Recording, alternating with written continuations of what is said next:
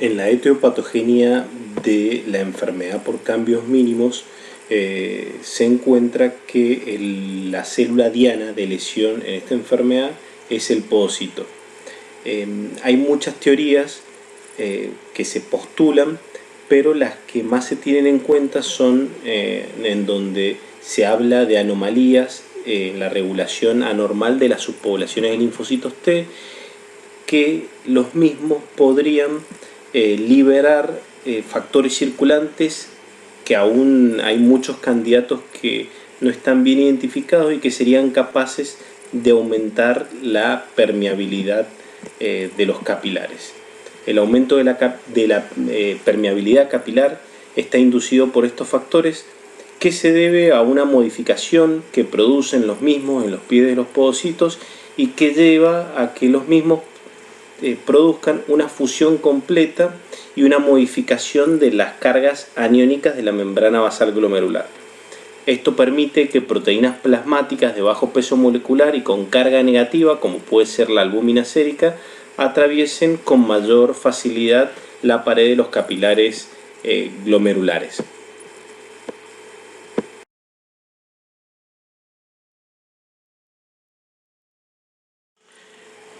Hay que tener en cuenta que la enfermedad por cambios mínimos es la glomerulopatía principal, que se manifiesta con un síndrome nefrótico completo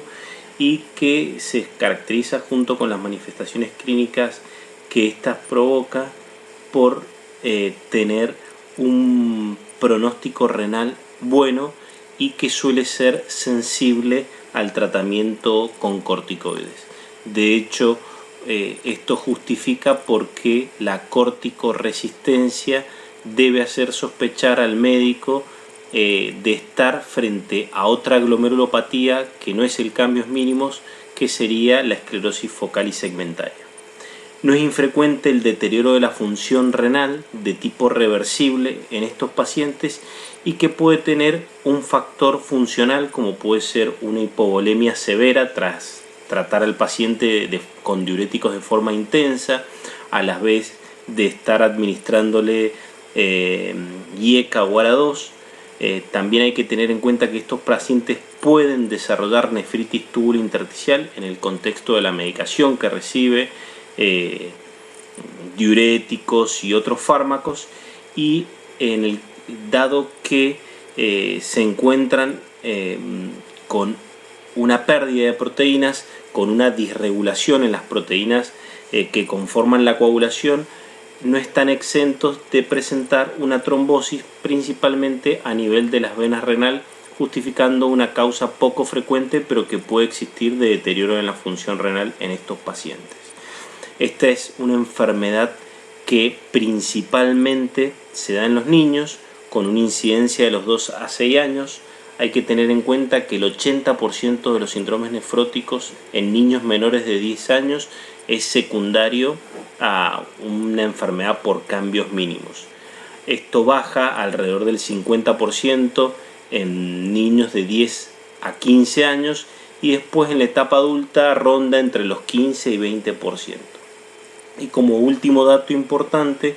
es la única glomerulopatía que produce una proteinuria selectiva en el contexto de alteración de las cargas negativas de la membrana basal, con lo cual las proteínas aniónicas,